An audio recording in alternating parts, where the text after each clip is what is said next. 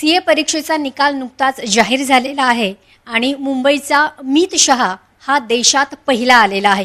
800 पैकी 642 मार्क्स मिळवून म्हणजे 80% मिळवत तो देशात पहिला आलेला आहे. आणि याबाबत बोलण्यासाठी मीत शाह आपल्याबरोबर आहे. मीत, सबसे पहले कॉन्ग्रेचुलेशंस. और आपको अपेक्षा थी आप पहले आएंगे? तो अभी देखो, आईसीआई जैसी एग्ज़ाम बहुत डिफिकल्ट होती है, वो तो सबको पता है, और अनप्रिडिक्टेबल भी होती है. हो सकता है मैंने 3 साल बहुत मेहनत किया, मैं एग्जाम में भी सब लिख के आया, बट कुछ सिली मिस्टेक हो गई तो पता नहीं चलता कभी क्या हो जाए. तो मैंने एक्सपेक्टेशन रखी नहीं थी, बट मुझे बस इतना होप था कि मैंने जितना मेहनत किया है मैं पास हो जाऊँ उससे, और मुझे अच्छे से अच्छे मार्क्स आ जाए. जितना मैंने मेहनत किया उसके हिसाब से उतने मार्क्स आ जाए. तो एक्सपेक्टेशन नहीं रखी, बट बस एक होप थी कि पूरी मेहनत बस रंग लाए, मेरी मेहनत और खास करके मेरी मम्मी की मेहनत. तो ये मेहनत रंग लाए, बस इतनी ही मैंने होप रखी थी, एक्सपेक्टेशन ज़्यादा नहीं बनाई थी. बचपन से ही तय किया था सीए बनना? नहीं, तो बचपन से नहीं था. तो कॉलेज में आया ना, तभी तो मैं बचपन से मैथ्स में मेरा अच्छा ही था. नंबर्स के I was able to go through around all those numbers and have my way through it. फिर कॉलेज में तो भी मुझे थोड़ा फाइनेंस में भी इंटरेस्ट आने लगा. तो मैंने फिर सोचा कि मैं क्या क्या कर सकता हूँ. अगर फाइनेंस के लिए मैं डायरेक्टली समझो सीए ले भी लिया और मुझे बाद में फाइनेंस में इंटरेस्ट नहीं रहा तो क्या. बट सीए में ऐसा तो कि फाइनेंस भी सिखा रहे, लॉ भी सिखा रहे, टैक्स भी सिखा रहे, इकोनॉमिक्स भी सिखा रहे, इन्फॉर्मेशन टेक्नोलॉजी सब कुछ सिखा रहे. तो अगर मेरा इंटरेस्ट चला भी गया तो भी मैं कोई दूसरे रोल में इमीडिएटली शिफ्ट कर सकता हूँ, क्योंकि मेरे पास हर चीज़ का अंडरस्टैंडिंग होगा. तो फिर फाइनलाइज मैंने 11th में मैंने सोचा, 12th में मैंने सोचा, और फिर 12th खत्म होने के बस उनकी खत्म होने के करीब था ना, तभी मैंने सोचा कि हाँ मैं जैसे ही मेरा एग्जाम होगा मैं सीए के लिए रजिस्टर कर दूंगा और उसकी एग्ज़ाम देना स्टार्ट कर दूंगा. मैं आपने पहले अटेम्प्ट में ही सीए किया है और वो भी फर्स्ट आए हैं. क्या सलाह देंगे जो सीए कर रहे हैं और आपके लिए कितना चैलेंजिंग था ये?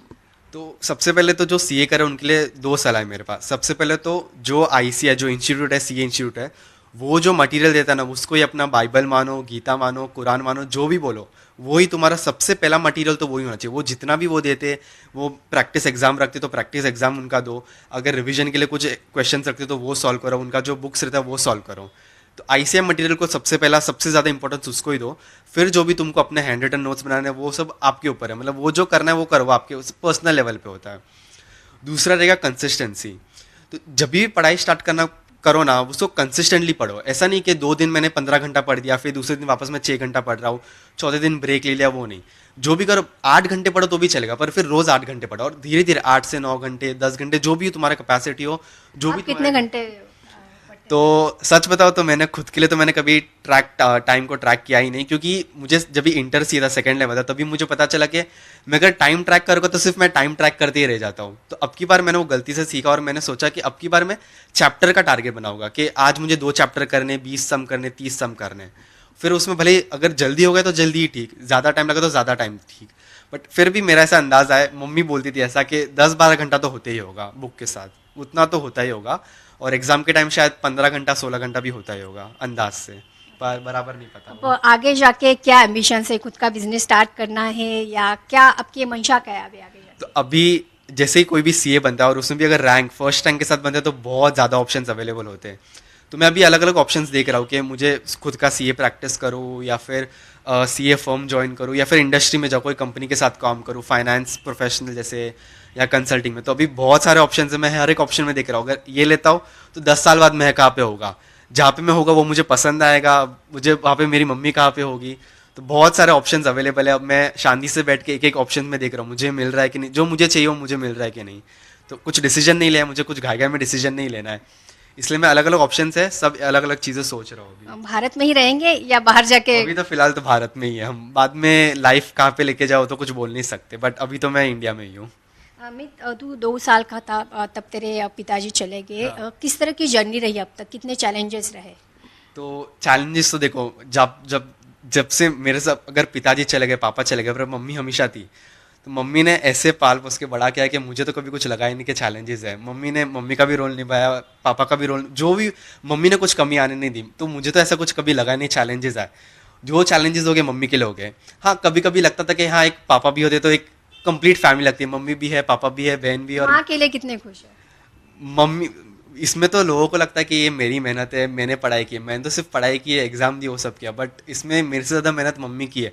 टाइम पे खाना देना, टाइम पे अगर मेरा डेस्क साफ करना. तो मैं ज़्यादा खुश इसलिए क्योंकि मम्मी खुश है. मम्मी ज़्यादा खुश है इसलिए उससे लिए मेरी इतनी खुशी है. तो बस मम्मी खुश है ना, इसलिए मैं भी खुश हूँ. नहीं तो ठीक है सीए बन गए वो सब तो ठीक है, उतनी खुशी नहीं है, बट मम्मी को खुश कर पाया वो मेरे लिए ज़्यादा बड़ी खुशी है। अब एक अलग सा क्वेश्चन, अभी किरीट सोमैया जो भाजपा नेता थे वो मिलने आए थे, वो खुद सीए है और वो भी टॉप 50 में शायद आए थे। तो आपकी भी कुछ भविष्य में किसी जो पॉलिटिकल पार्टी ज्वाइन करके किसी स्कैम निकालने की मंशा है कुछ? ऐसा कुछ मेरे दिमाग में फिलहाल तो कुछ है नहीं, फिलहाल तो मैं खुद ही देख रहा हूँ कि मैं कहाँ पे पहुंचूं, बट ऐसा तो मेरे दिमाग में कुछ है नहीं फिलहाल तो किरीट ऐसा। सोमैया जी क्या बोले आपसे? तो उन्होंने तो यही बोला कि तू आराम से बैठ, शांति से सोच, तुझे क्या करना है तू पहले शांति से बैठ के सोच, तुझे चाहिए तो मेरे से भी बात कर ले, मैं भी सीए तो मैं भी शायद तुझे गाइडेंस दे पाऊँ, या मैं नहीं दे पाऊँ तो मैं तुझे जो मेरे कोई रिश्तेदार और सीए हो गए मैं उनसे भी बात करवा दूंगा तुझे, पर कुछ हेल्प चाहिए रहेगा तो बोलना। बट उन्होंने बोला शांति से सोचना, किसी के इन्फ्लुएंस में बताना, अच्छे से सोचना, तुझे क्या चाहिए चाहिए जिससे चाहिए उससे बात कर, बट शांति से बैठना, सोचना और फाइनल डिसीजन लेना, कुछ घाई में मत करना। ठीक आहे, ऑल दी बेस्ट आगे के सफर केली. तर केवळ हा 22 वर्षांचा अमित शहा आहे आणि त्यानं पहिल्याच प्रयत्नात सीए केवळ पास झालेला नाहीये तर तो देशात पहिला आलेला आहे, हे नक्कीच कौतुकास्पद आहे. व्हिडिओ जर्नलिस्ट सागर पाटीलसह मेघा कुचिक, झी मीडिया, मुंबई. मराठ्यांची तळपती तलवार म्हणजे